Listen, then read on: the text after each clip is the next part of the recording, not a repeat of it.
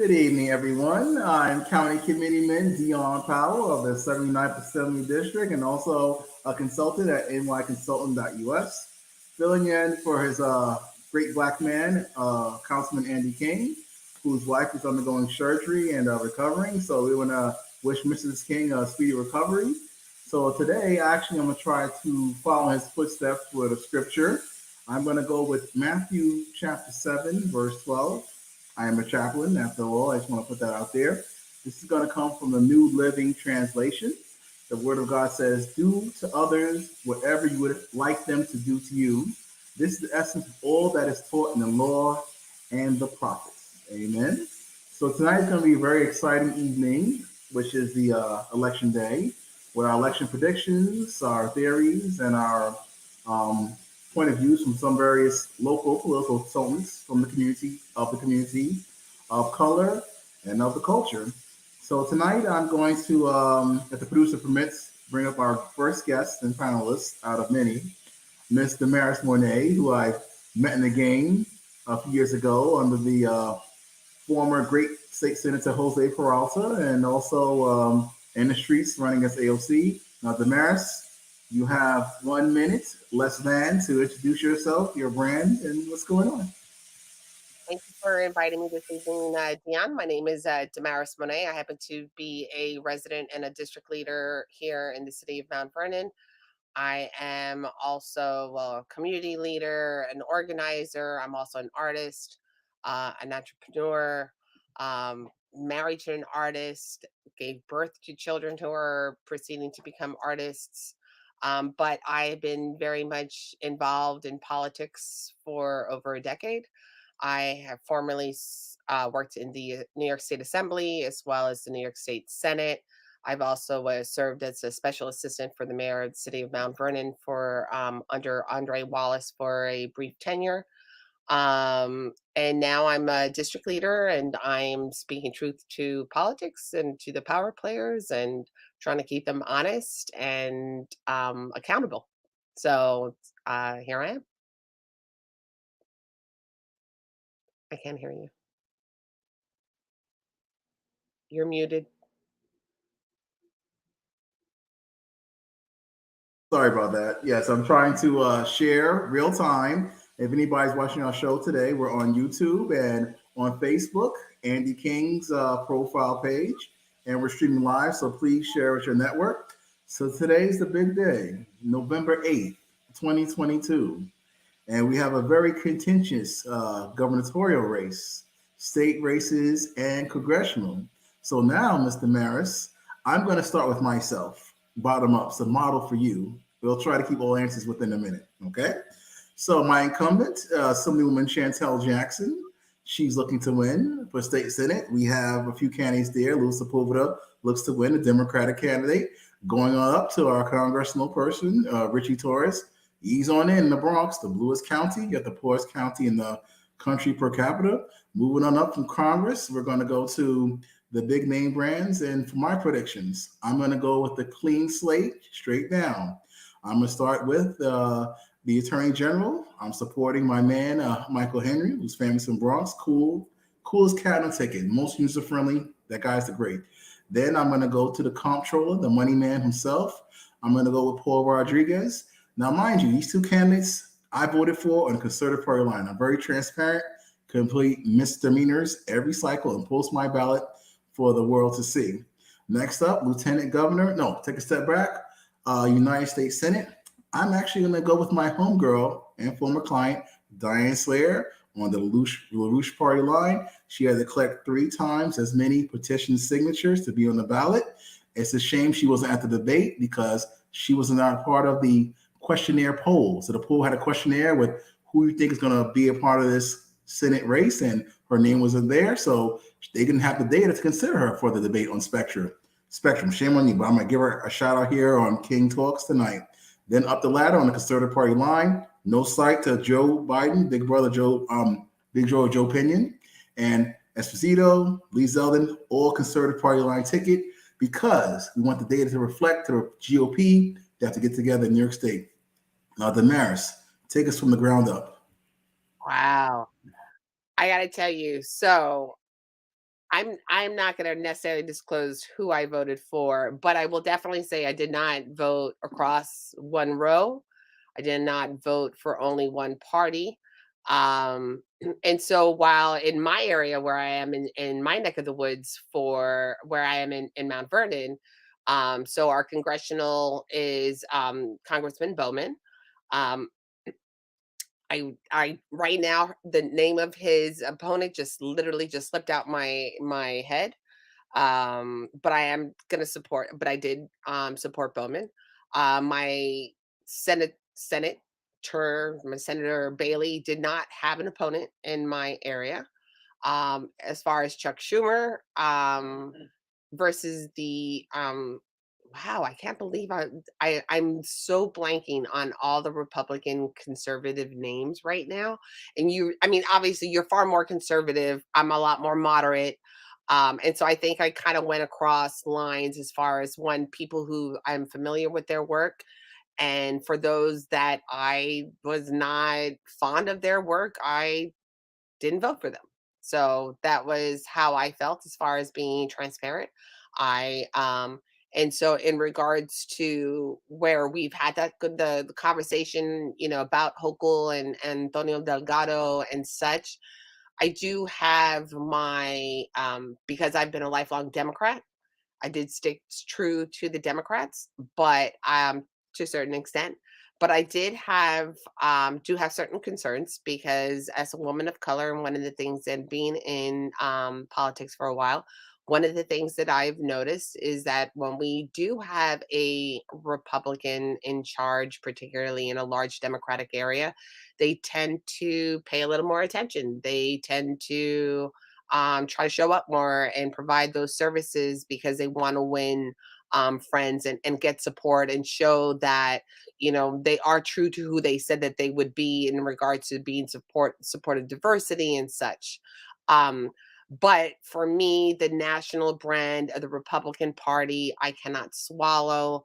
I know that New York Republicans are not Southern Republicans. I know they're not Dixie Republicans, or and not even Dixie Dems are up here, you know what I mean? And so for me, I was definitely very torn when it came to that because of the fact that I was not very happy with how the Democratic Party handled certain situations, for instance, with Governor Cuomo. As an example. And so it made me start paying attention a little bit more to what they were doing and whose benefit was it. So this election cycle, um, while I did see all the big names that have been running in office for a long time, like Tom Napoli and Tish James, and although we have new judges, at least in our area that we were running for, um, but when it came to, I would definitely say I really had to question who I was gonna vote for when it came to governor and lieutenant governor, simply because I wasn't exactly, happy with work so far, or certain messaging that I felt um, was misinformation, you could say, or just being used for, or for the benefit of the party. But when it comes down to it, I am still concerned about Trump Republicans, and I'm concerned about how much you and I have had this conversation, about your support for Zeldin, and while at the same time, he definitely seemed to have um, You ready? he may have, but You it may ready? yeah, go for it. Very good, everybody. Well, I have my sample ballot up, so I'm going to give a shout out to vote.nyc because Dion gets a lot of homework and resource tools to you at no cost as the consultant that he has right here. So vote.nyc, check out your sample ballot and under the tab for vote. So let's start at the beginning, shall we? Sure. Now, I am a registered Democrat. I'm the only Democrat county committeeman of the 2nd Assembly District because they keep us so poor, dependent, and dumb. Not Dion. He goes to repmyblock.org, and become county committeeman. So you're not in ignorance of just blue team, red team, Donald Trump eat your firstborn if you don't vote Democrat, all that good stuff. Now, having said that, I've also helped start the Bronx Libertarian Party. The Bronx Conservative Party is a great ally. Patrick McManus, chairman of the party. These people read very dangerous stuff. That's why I support the Conservative Party and Diane Sayre.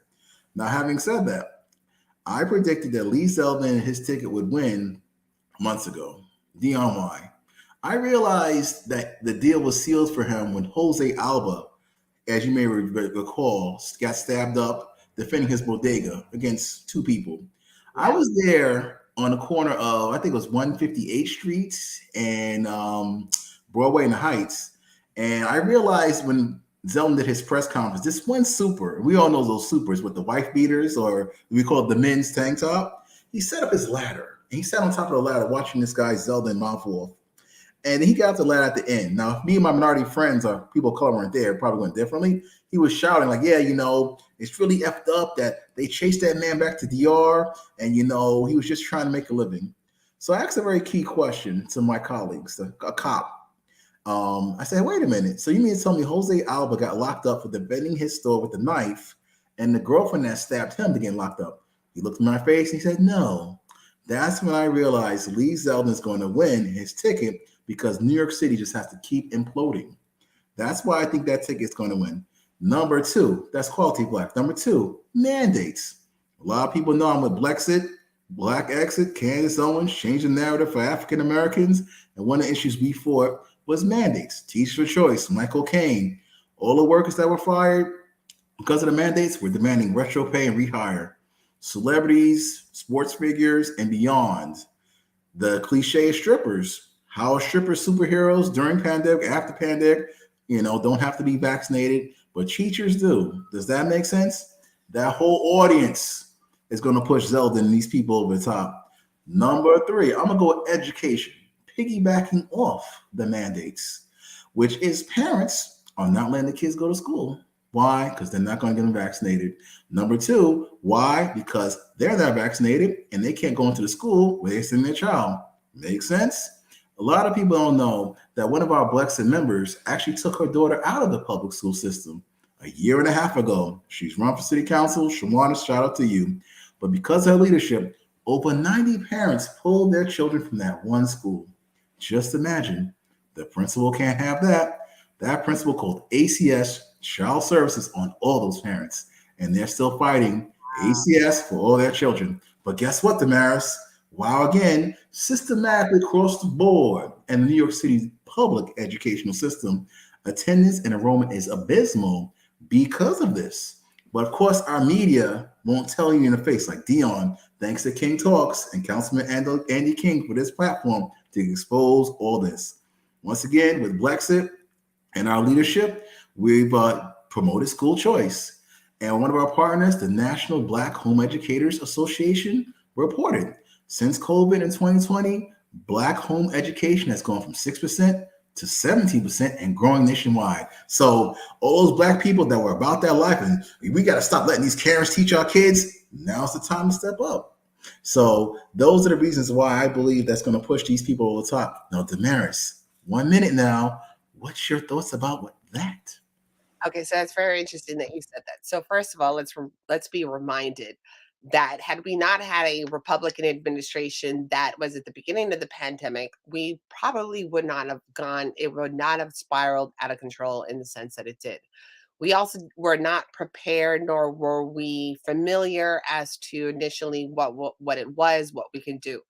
I recall that when the vaccines had come out, that it was very clear that it was not going to stop the spread of COVID. What it was going to do was going to prevent people from dying from COVID or from suffering from serious side effects, right? I mean, serious health effects of COVID.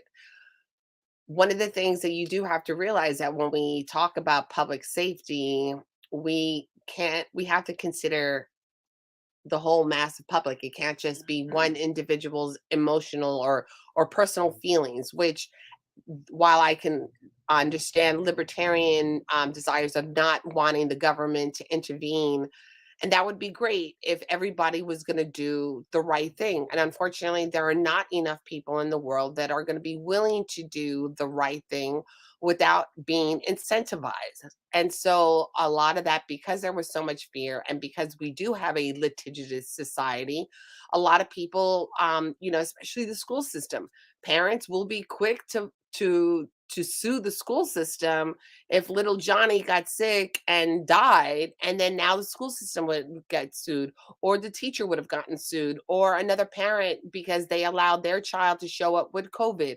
And so there was a lot that the system and our government had to take into consideration. And that included the fact that we have a litigious society and understanding that we do have a lot of people that are only think about themselves and their family. They do not think about the repercussions and how it impacts other families and other people.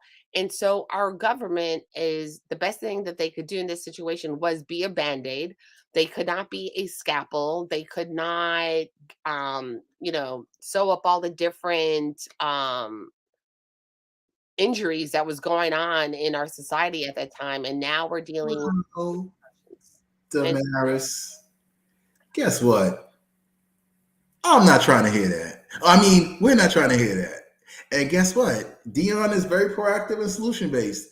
I'm starting a 501c4 called 23 and 23 with all the fired mandate workers and celebrities, anybody affected by COVID mandates, to run for city council next year. Because Dion knows how it works. Because of redistricting next year, if you're a New York City resident, you can run anywhere in New York City against your incumbent city council person or beyond. Our slogan is very simple: you took our jobs. Now we're going to take yours. Damaris, how's that sound? How's that sound, Damaris? That laugh must mean it sounds great. And with I, the matching funds program 8-1, what do you got to lose? Wait a minute. Why would you have a matching funds program 8-1 when we're in such a deficit? But we won't talk about that right now, Damaris. Okay. you So know what? now, That conversation last year and how expensive and how much it cost the city of New York by doing that 8-1 match. And you had plenty of people that were not qualified and were not serious running for office, and a whole lot of consultants that ended up taking advantage of that situation. not me, of course, because like I said at the beginning of the show, I'm a Christian and we're going to keep it moving. So So, now, having said all that, now keep in mind that next year, because of the city council race, anybody interested in running for office, I applaud them. If you get over the petitioning period hump, would be great. Now, back to New York City and its implosion. I equate with the civic education, which is very key, that the vote equals your voice. And if your voice isn't being heard, why would you vote? I highly discourage voting. I encourage not voting. Does that make sense, Damaris? Because Dion does things differently. And guess what? The data shows Dion is right every time with the voter turnout being low, low, low. Because if you don't see anything for your vote, why would you do it? Damaris, tell us, why would you vote? that show up and then do a write-in, at least because numbers matter. And in our government, that is the number one thing that they look at when they codify, analyze, and everything else is the numbers that turned out. And so you may not like any of the candidates that you meet, but you could certainly show that you are paying attention and that you're going to be there. But you do not have to vote for those candidates that are on the ballot. So you write in the person that you would prefer, but show up because those numbers matter. Those numbers matter. I love it. Put it on a t-shirt. Now, I'm going to talk about a sensitive subject matter, Damaris. Okay, Okay? It's not what is a woman, because we don't open that. that's Now we right. have 10 minutes left for the break, and we're going to take this 10 minutes to talk about the great AOC. How many people want to see WCW? How many people want to talk about the great AOC? So Damaris, before you get a headache, time for the Buchinche 10 minutes. Diaz Minutos, AOC. Why don't you Oh, tell us about your experience with AOC, and what do you think about AOC before we get into the Bochinche of the hour? She's um, Puerto Rican like you, isn't that great? you know what? When she first came out on the scene as a Boricua from the Bronx, I was proud. I was honored. I was like, yeah, you know what? And I knew Crowley. Again, I'd been in the business and I worked for a Senate district at the time in which was represented by Crowley as well. My family is also from the district from when they first, landed from Puerto Rico, and they're basically from Queens side to the Bronx side, from Congressional District 14. I'm sure that's not what it was called back then, but as of now, and I just felt, and I was proud and honored. And then when I was home and I had time and I was recovering from my illness, and I now had time to have conversations and do research and start looking into it. And the further I went down that rabbit hole, the more I began to wonder, who is the Cheshire cat in this situation and what are they smoking? Because, Really? Cannabis is legal. well, by the way, the Cheshire cat was not smoking cannabis. But anyway, Who are you? because the whole thing was about, that's why they have hallucinogen. Who are you? Remember that? Say that again. In Alice in Wonderland, there's that big caterpillar who's smoking that good, and he was blowing in her face. Who are you? Right. So the Cheshire cat. Well, not the Cheshire cat. The caterpillar who's smoking. He's actually smoking opium. So that's the part. Yes. Yes. So so I'm not going to get into literature and the whole thing. However, what I would definitely say is this: how do you run as a no name and you win a seat against one of the most strongest U.S. congressmen in the United States, right? With $350,000.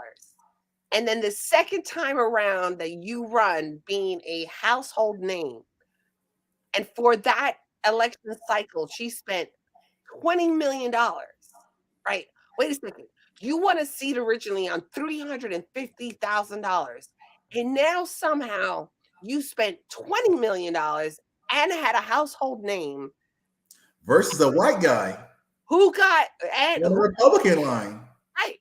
Somebody was getting rich out of this. And then this election cycle, she spends $9 million without an opponent for the primary.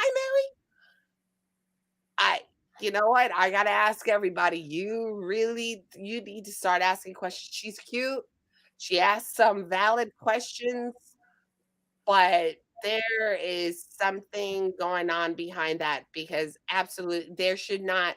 Once she became a known name, she should have been able to have kept on spending only $300,000.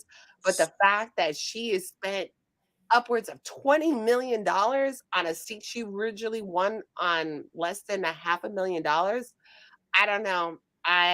Same finance. Once again, Dion's going to be a bad consultant and give you a great resource, family. F is in Frank, E is in Egg, C is in Charlie. FEC.gov. Look at ALC's money. Now, wait a minute, Damaris. It's time true. for Dion to get nasty. I suggest you go to opensecrets.org. Opensecrets.org, family. Hidden in plain sight. All that money in the pocket is great. Now, let's talk about the great AOC. Now, when Dion encountered AOC was at the church in Parkchester. You're trying to Robert Press. Remember Robert Press, the roving reporter in the Bronx?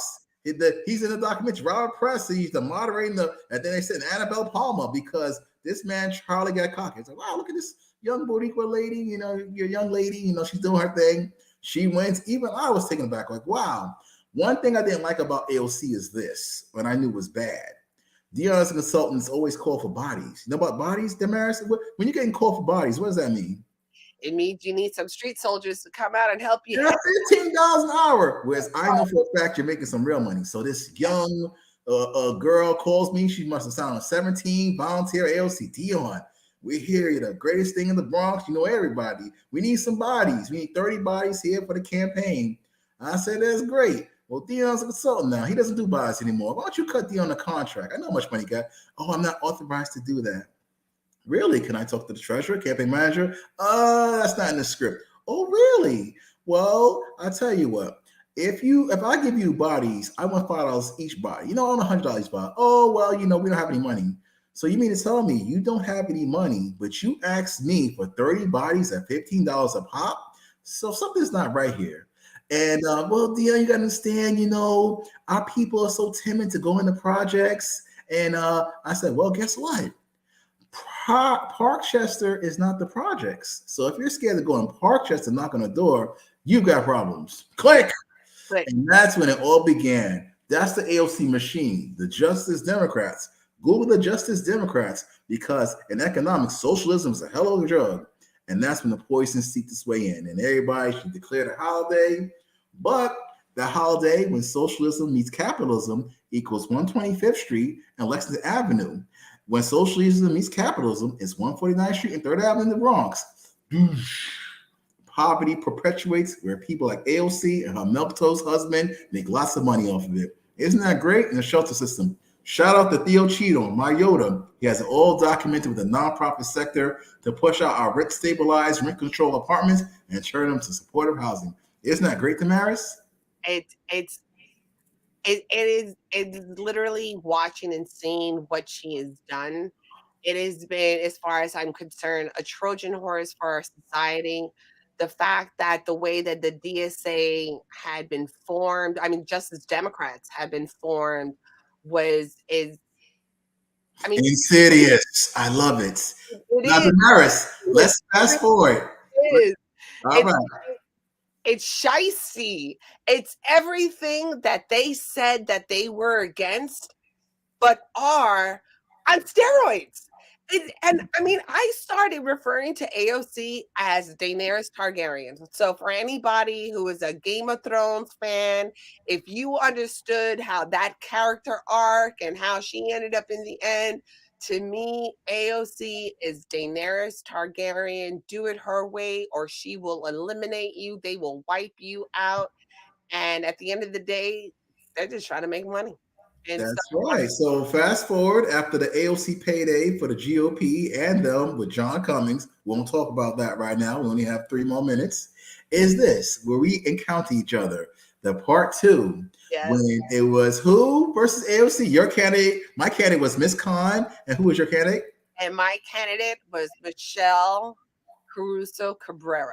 So we're there in Parkchester, everybody, at the world famous palace, which I can't remember right now. Muhammad Majunder, shout out to you in the Bangladesh community because Dion was there with his people, the Maris was out there with his people, and ALC had this nice, short, young, white girl gatekeeper. I'm gonna tell it like it is. It is what it is. It And is. so she said, "Hey, if there's more than 10 people in this space, AOC's not coming." Really? I thought she was supposed to be Muhammad Majunder. Less than 10 minutes had 80 Bangladeshi men out there waiting for her to come and protest. Robert Press was pushed out. They brought in the world famous Bronx net. So AOC showed up. She dashed on in, did her thing. When the doors open, me and Damaris ran in and see what's going on.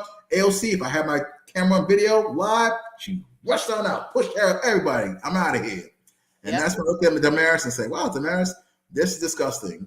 And their sleeping priest, Jose Peralta, me and Damaris connected. Said, you know what? Our mission in life is to make sure we expose this culebra. How do you pronounce culebra? How do you say it in Spanish?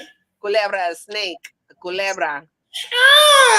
That's you, Yeah. AOC. But I will also fast forward now. Me and David Rum, we went up to AOC in Queens, and David Rum with the silver handed glasses, got her in Spanish and in English. They're called the Misfits. My Misfits on the side. One of the guys said it very plainly. She talked about all the great LGBT housing we're going to do for LGBT. He said, wait a minute, AOC. You mean if we don't have butt sex, I can't get an apartment? Disgusting, police said, but we got at her. And also people in the Bronx said, wait a minute, I believe in the AOC and you're funding a war in Ukraine. You're a fraud. Damaris, I'm going to give the last minute to you as we go to break. And you know what? Which it all explains why AOC's left the Bronx to move to Queens, because she couldn't handle the heat, because she wasn't really Boricua from the Bronx. She is what we're viewing as a sellout. You know, she just happened to be using the Boricua power, but it is all, you can find it on YouTube. She's doing interviews admitting that she was, handpicked by the Justice Democrats. It wasn't something that she wanted to do. Her brothers, slipped in her name. But I want to go back to that day because, when it was 10 people, she literally required that even the press would have to leave. the News 12, they could only have one guy in there. They had to set up the whole system so that he could stay in the room because Disgusting. no, it was absolutely disgusting. We had reporters that were standing outside and they were flabbergasted that they were like, wait a minute, what do you mean we cannot come in? And the place that we were at was huge. I mean, at the time I was a deputy. That's right. Ruben Diaz Sr. had Lee Zeldin there last time. And it was a catering hall that was huge. I mean, you're talking about a catering. You know how the Bangladesh get down. Right, at least 300 people. And she refused to allow more than 10 people because in her mind, that was the government rules, right? But meanwhile, we're like, but you were breaking all these other rules. Like, so how convenient of you to. That's right. And economics, socialism is a hell of a drug. But Damaris, we got to cut commercial, give our sponsors and our partners a shout out, and we'll be right back. Right. Good Neighbors Community Outreach Agency provides programs that help community residents improve their lives and support their families. Are you in need of food, clothing, employment, or a home? We also provide immigration services and passport renewal. Hi, I'm Pastor Glad. And I'm Lady D. We're here to serve you. Need help? Ask us. You can reach us by calling 718-652-3288 or visit us at gncdcny.org.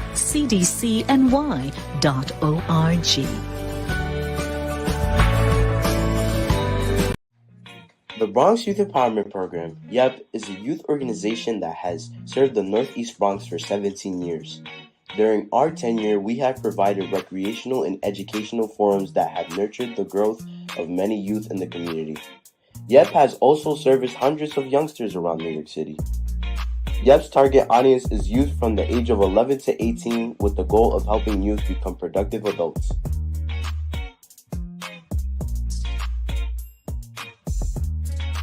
YEP provides young people with resources to explore leadership skills, community involvement, and self-development.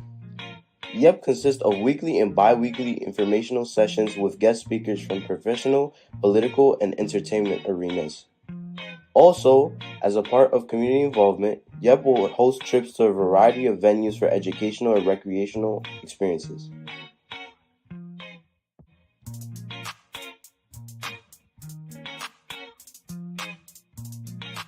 As we continue to partner with other local organizations and serve our community, we will strive to unite and develop the youth in our community.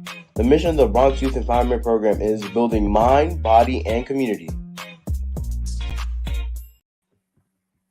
Okay, family, we're back once again. Dion Powell, County Committeeman, the only County Committeeman of the Sunny Knox Assembly District here on King Talks. Thanks to Councilman Andy King for the opportunity. I will say, after they did my councilman dirty, he still came back to the community. Ain't that right, Damaris? And he's still doing the Lord's work. So hopefully he'll consider big things in the future to bring it back in a more full capacity. But Damaris, we're going to stick on AOC and then transition to more people of our culture. Oh, leave the glasses on. We need those. All right. So Tina Forte, her opponent now is Tina Forte. Have you seen the force that is Tina Forte? I have seen the force that is Tina Forte. And I got to tell you, I mean, coño, que caliente, without a doubt. I mean, she is definitely from the Bronx. She's definitely from Throgs Neck area. When I went to Cardinal Spellman High School, it was called Thugs Neck. You know, I could understand, you know, from a so I definitely say that, you know, she does bring in the energy, without a doubt. Is she, well, you know what, as far as qualified, you know what, at the end of the day, AOC after college was a bartender, right? So if that is, you know, what we're going to say as far as qualifications this time, then I think as long as Forte understands her community and the needs, and that it's about her community, it's not about, you know, traveling around the country to be on RuPaul's Drag Race, or it's not about being, you know, on the cover of Essence, or it's not about, going to the Met Gala, wearing a $50,000 dress that then and a designer and everybody with you are the millionaires and billionaires who you want to tax, but you're hanging out with them, right? So the So reality now we have our special guest who is in the game too on the other side, John Gilmore. Let's bring him up. John Gilmore, you have 30 seconds to introduce yourself as a consultant in your own right in this political game. And then after the 30 seconds, we're going to throw a question at you, okay? Okay, great. How you doing, Dion? Right. Nice to meet you, Damaris. My name is John Gilmore, and I have been a vaccine injury and autism and developmental disability issue activist for about 20 years. My son Luke was injured as an infant, and that presented a whole bunch of challenges that myself, my family, my son, and the community at large have sort of had to deal with over the years. And I work with a number of different organizations. I'm a founder of a group called the Autism Action Network. It's a national organization working on autism, developmental disability-related issues. And a little more recently, I was the founder of the Children's Health Defense New York. That's probably best known as Robert F. Kennedy Jr.'s organization. And just recently, I sort of started working with, helped form a super PAC called People's Pharma Movement. A super PAC, not to get too far deep into it, is a nonprofit organization, but unlike most other nonprofit organizations, a super PAC can get directly involved in electoral politics. And if we want to either help or hurt an elected official, that's exactly what we can do. And we've just started doing that. And so that's basically who I am, Dion. Thank you, John. Now, me and John Gilmore actually helped Blexit host its anti-mandates workers' rights forum a year and a half ago. And we actually met in person like 2 months ago, even though virtually we tried to coalesce our resources to explain to workers as their jobs are being faced with the mandate, their religious exemptions. We had a minister, their medical exemptions. What's his doctor's name? Dr. Levinsky? The medical exemptions doctor. Remember him, John? What's his name? Who was at the forum we had? Yes. Pilevsky. Dr. Pilevsky. We also had the lawyer Trisha Lindsay, the only Black law firm fighting these mandates. And we also had you up with the civic engagement education. One reason why civics is so important is because the most powerful tool the man has is the ability to create and change the rules. So, John, we're going to bring you in this conversation. We're talking about the AOC race. Are you familiar with the AOC race we have going on here? I'm not an expert in it, but of course, I live in the New York area, so I'm pretty familiar with AOC and the race that's going on right now. Very good. So me and Damaris going to run for money. Very good. So now, me and Damaris gave our POVs as the people of color on AOC locally in the Bronx side, Queens side. So why don't you give us your opinion of AOC briefly, and also your opinion of her opponent, Tina Forte? AOC, well, she is certainly a phenomena, isn't she? I think she's kind of a complicated person. She's very, very good at certain aspects of politics, or what how politics is done in the United States. I mean, she's great at getting the message that she wants to get out. She's great at exploiting the media that's out there, particularly social media. I don't see that she's been particularly effective. In this last 2 years, the Democrats have had a majority in both houses and a Democratic president. And it really doesn't seem like, I'm not just going to blame AOC on this, but I mean, she's got an agenda, a pretty clear agenda that doesn't seem to have achieved that much. So that's, I don't think a lot of times her analysis of things is particularly deep or logical. And that's, I guess, my basic viewpoint of AOC. What about Tina Forte, of her opponent? She's been making a lot of noise. What's your opinion? I think she's energetic and courageous, That's and nice. she is engaged in sort of a David and Goliath battle here, and we'll see what happens there at the end of the night tonight. I'm Hopefully. glad you said that, John and Damaris. Are you guys familiar with a movie called Meet Erin Brockovich?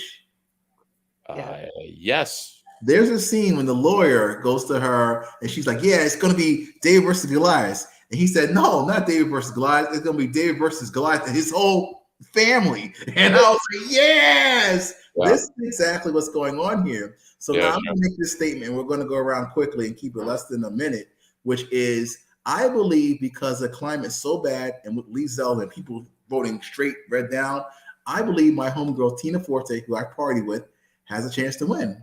And I'm going to say this much. If Tina Forte defeats AOC, it's going to be like cutting the head off the snake of the DSA. And it might actually overshadow Lee Zeldin's victory globally. So I just want to get your predictions about this race. What if, or who do you think going to win? We're going to start with Damaris, less than a minute, and then back to John. I'm afraid Forte is not going to win. While she may have the energy, and certainly she speaks the language on this side of the bridge here in the Bronx, I don't think that she is, if she's speaking to Queens, I don't think she gets necessarily, and I think a lot of them may relate to her politics, but I think her brashness for Queens is not going to pull out the same kind of energy that if she was less brash. That's all that I just want to say. Excuse me, ma'am. What is brash for our viewers? Very loud, very brash, very Bronxite, Yes. And whereas there are parts of Queens in which they that is in the district that are conservative and very low key. And I'm not sure, but I think because they may not like AOC, they will vote for Tina Forte. But the question is that can Tina Forte pull out Democrats from Queens to support her? And I think that is where she may not be able to do so because of the fact that she's a little too brash for that particular group. But I may be wrong, but I definitely think that she's going to do far better in the Bronx than AOC will. John, your thoughts? I think it's interesting that you guys said, let me get this right, that AOC has moved to Queens. Yes. That's really interesting because I think there's a big difference between Queens Democratic politics and Queens and the Bronx Democratic politics. Absolutely. You guys fill me in because I don't live there. I just kind of drive through and go to meetings there and stuff. But it seems like politics in the Bronx tends to be much more focused on the real world. Yes. That's funny. Yes. The issues, housing and jobs and education and healthcare and real nuts and bolts stuff of everyday life. Yes. And AOC, I think, tends to be that's not her field, right? Nope. She's attention. She's about getting attention and media, right? And you don't do that by fixing the local public school. You don't do that by making sure that the subway stairway is fixed in your neighborhood and just sort of that real stuff that actually impacts people's lives. Right. And I think that style of politics is something that you see a lot more of in Queens. Jessica Ramos, Catalina Cruz, Rohan, Tiffany Caban, Caban, Mamdani. They're about gestures. They're about posing. They're about getting attention. And sort of being far more sort of extreme and progressive in sort of as a performance, as opposed to actually trying to deal with problems in the real world. I can add to that, John. Watch this. So I'm going to tell you the secret of how to being a great politician in the hood and beyond. You must do a few things. Yeah. You must give away free toys, free school supplies, free turkeys, free prom dresses, and Hey, the like, and all the state prom called a holiday. And that's if I can interrupt you, that is the New York you take holiday pictures. tradition going back hundreds of years.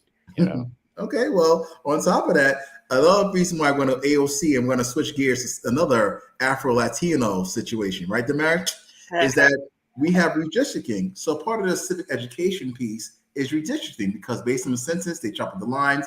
And the reason why I say Tina Forte has a chance is because now AOC has people of color that don't like her in Co-op City, Stevenson Commons by the Kmart, Throgs Neck projects, Castle Hill projects. And you know what? Those people remember. So now I'm going to switch gears to the lieutenant governor's race. Why is this personal for us, John? Because who's the lieutenant governor, John? The current lieutenant governor is Antonio Delgado. That's right. Doesn't that sound like a nice, strong Spanish name for the win? Does to this white boy. All right, here we go, Damaris. That's where we have a safe audience. Did you know that Antonio Delgado is not Afro-Latino? At all. Do you care? Do I care? Yeah. Well, you know, people end up with names. Most people don't have any control over the names they end up with in life. So I can't really speak to that. Well, let me tell you what people have control over. But is he pretending he's something he's not? I'm not. Well, let me tell you what people have control over their own narrative with their campaign team. So that indeed they do have something of control over. So that's what I'm asking. Is he like sort of presenting that he's from a Hispanic background and Damaris, see, John's taking over the show. I like that. Damaris, why don't you ask this Perguna? I'm sorry. Perguna. Ask the question. So, John, it's interesting that you happen to say when you brought up, names, right? We have no control over that. And as you see my name on the screen. My name is Damaris Monet. I am 100% Puerto Rican. But if you were to listen to my name, you would think that I have a Greek first name, I have a French last name. And so if you were to see it on paper, it'd be obviously one thing. And then you meet me and you realize, okay, you don't look Greek and you don't look French. So I get that. And I have always said that to people, like never make assumptions based on somebody's name. Remember, we had the whole thing with Catherine Garcia, where a lot of people thought that she was going to be one of the first. She was also a Latina running for New York City mayor, but it turns out it was just her, a married name, right? And so when it comes to Antonio Delgado, it turns out, and I can't tell if it's just ignorance, lack of knowledge, or the fact that they were literally just trying to check off boxes and dupe people. Because Antonio Delgado is a Black American man and a African from Africa. His father is from off the coast of Africa. So Cape Verdean. Shout out to Mona Davis and Little Africa News on the spot. We also promote our other Black-owned businesses. She has a newspaper, Little Africa News, here in the Bronx. Go ahead, Damaris. And so one of the reasons why they were trying to use it that he was Latino was because at some point the Portuguese had colonized Cape Verde. So they were trying to use that as an excuse. But as people began to point out to them, in order to be Latino, you have to be from Latin America. And in order to be Latino, you have to either come from a Spanish speaking, not necessarily, because obviously there's Latinos that were born and raised here in the United States. Brazil speaks Portuguese. But Brazil also speaks Portuguese. So, but the connection is you're from the Americas, the history of the Americas, of what went down in the Americas, right? And so that's what makes you Latino American, is based on that histories of 500 years, not. And so being Portuguese, well, Portuguese are European, just like Spaniards are European, Italians, French, they're all European. And so by claiming that, then it's like, well, you're then really European, African, and then Black American. And so at some point, once they called out on that and began to realize, okay, wait, I'm not, suddenly his mother recalled that was Mexican and Venezuelan or something like that, but she had never met her father. Well, let's turn back time to when he first ran as Antonio Delgado. I was going to. I wanted to go into that partially, but you did. No. We have to, because this is within the campaign's control. The narrative you can control, and that's the money. And guess what? Not only the people of color like, but also John Gilmore, the white guilt loves, is identity politics. So when he ran in Congress, watch this. Important.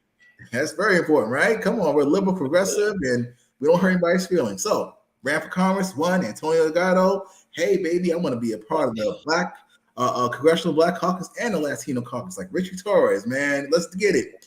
Fast forward, Brian Benjamin from Harlem was taken down as lieutenant governor, but we won't get into those means, even though we knew it was a possibility with the financial shenanigans, matching funds. So they vetted him well. So what happened? They vetted him well.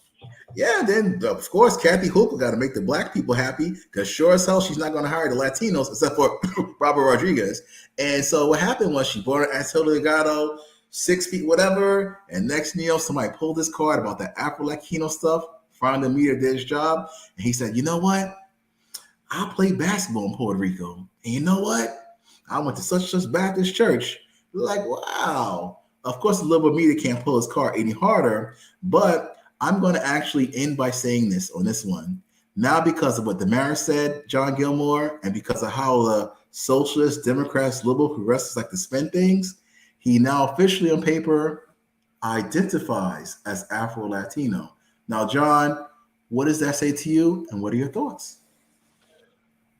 Well, he's kind of the perfect candidate in a way for our age, where that sort of checkbox way of looking at things that you're talking about. There's an important checkbox you forgot to throw in there because you only have limited time. But he's also a Harvard graduate. Oh, well, now we're going to qualifications. Are you crazy? We don't do that here. No, well, the point is, though, is it also means that he's got his card to the ruling class, right? And he may be Afro-Latino, but he's a safe Afro-Latino. Exactly. I would call a safe black man too. You know what, Damaris? White people consider me a safe black man. Now, John, why don't you tell us what does that mean to be a safe Afro-Latino? That he's part of the credentialed elite, and that's where his loyalties will lie, because that's who can lift him up to be a congressman and a lieutenant governor and whatever else awaits him in his quite young life. I mean, correct me if I'm wrong, but I believe he's only in his 30s. Of course, man. That basketball keeps you into slave. We can't say black doesn't crack. But now we have less than 7 minutes left. So this is what we're going to do. Okay. We're going to talk about the reasons why we think such and such is going to win this election. We're doing predictions now, John. After I start this, we're going to go to you, Damaris, and then I'm going to close out. Okay? Okay. So I believe the Lee Zeldin team is going to win for 3 reasons. Number 1, like I said months ago, voter turnout is going to be abysmal. Right. Number 2, and I think I said this to you too, John. People have literally said on the internet and beyond, quote unquote, I am going to bite the bullet and do what, John? Vote red. There you go. And number 3, people like Damaris, who's very ambitious, there's various writing campaigns across the state because people can't just stomach writing in that R, but they're programmed to vote. Whereas Dion discourages voting and encourages not voting if you don't see any results about it. But plug, if you Google who represents New York and in the city, put in your address, find out who your elected officials are and community board, email them, call them, say, hey, I live in your district. What can you do for me? Let them amaze you. If not, say I want to be on an e-blast and hold them accountable. If not, don't vote ever again. So all 3 of these items hurt the blue team. That's why I feel he's going to win. And those are my predictions. John, your turn. Well, I agree with you. I think Lee Zeldin's going to pull this off. I'll add to not repeat what you just said, but I think Kathy Hochul is an extraordinarily bad candidate. She's run a terrible campaign. She doesn't really. I don't think she really appeals to any particular group, very much, and she's corrupt. Let's just to put it there. I mean, some of the deals that she's made are just mind-boggling, and those are just the ones we know about. And I think people are finished with that. They just, everything you can sort of think of, is basically messed up right now. The economy is messed up. The schools are messed up. Work is messed up. Healthcare is messed up. Yeah. NYCHA, keep going. Prices keep on going up for everything. It's like, what is left to mess up, right? And who's running things? Well, Washington's controlled by the Democrats, and Albany's controlled by the Democrats, and the city of New York is controlled by the Democrats, right? And they're doing a crappy job at every level. So people need to go, they have to go to the alternative. Damaris. I got to say that the Republicans played a very great long game, setting up the explosions to be the right pillars of our society and to cause those implosions to happen. Because, and I will definitely say, we eat our own, Democrats eat their own. I think progressives, I think, don't really understood the consequences of their messaging when they really meant to reform the police, but they let defund the police go. I think we're terrible. I think Democrats are terrible at controlling messaging and being able to really explain what's going on. We did inherit a bad situation. This is like blaming your bed and breakfast at the bottom of the hill in the Swiss Alps that a landslide, not a landslide, but a mudslide, avalanche, but avalanche, an avalanche occurred. Right, and you blame the inn for not letting you know ahead of time that an avalanche was coming, right? But the reality is that some Joe Schmo at the top of the hill started an avalanche, and we're now all happen to be dealing with the repercussions of it. Do I believe that Kathy Hochul did a great, campaign? I'm going to blame that on her consultants. I mean, I had even asked, did she hire Hillary Clinton's consultants? That where they forgot to do, they took things for granted. But I live in the city of Mount Vernon. Kathy Hochul showed up to my community. Kathy Hochul has turned around and right now the only governor is giving us the monies that we needed to fix our environmental damage in regards to our sewer system that did not occur overnight. You're talking that occurred over decades of people who kicked the can down the road. And so right now, the bill collectors are collecting. Everybody's in. It's time. So all that neglect that had occurred is now imploding on us. And so I'm not going to blame just Democrats. I think party politics did a lot of it because no one wants to take personal responsibility. So many people, so egos are willing to take credit for the good things, but then turn around and hide that they caused some bad things. As of right now, I just really want to start seeing some accountability, and I'm not going to agree that there's been shenanigans about the Bills getting the billions that they're getting for their stadium. I mean, there's certain things that I could definitely call to question, but I will definitely say that Pataki did not come into the city of Mount Vernon and help us maintain our sewer system so that we're now here where we are 20 years later. All right, well, I'm going to close by saying this in this last minute and 10 seconds. If you're going to vote, know what you're doing when you fill out your voter registration form. When you get a voter registration form, please turn to question 14. Question 14 tells you and asks you, what political party are you? There's Democrats, Republicans, and you can also vote on the Conservative Party line and the Working Families Party line. One of our blessed members said, Dion, please explain this voter registration form. Because at 18, I felt as though I was duped. Because at 18, I asked them, well, what is a Democrat and what is a Republican before I check off this box? And she said, I was told that, the Democrats are for the poor and the minorities and the Republicans are for the rich and elite. So don't be fooled, family. Anytime you throw a voter registration form as young as 16 on up, explain question 14. What are those 4 political parties and why you should become one? Make sure you go to the websites, the pros and cons, and don't just be a member of the blue team because you want to be blue, and don't become a member of the red team because you want to be red. And that's it. County Committeeman Dion Powell. Thanks, Big Brother Andy King of King Talks. Good evening, everyone, and hopefully we'll see you next week. Thank you.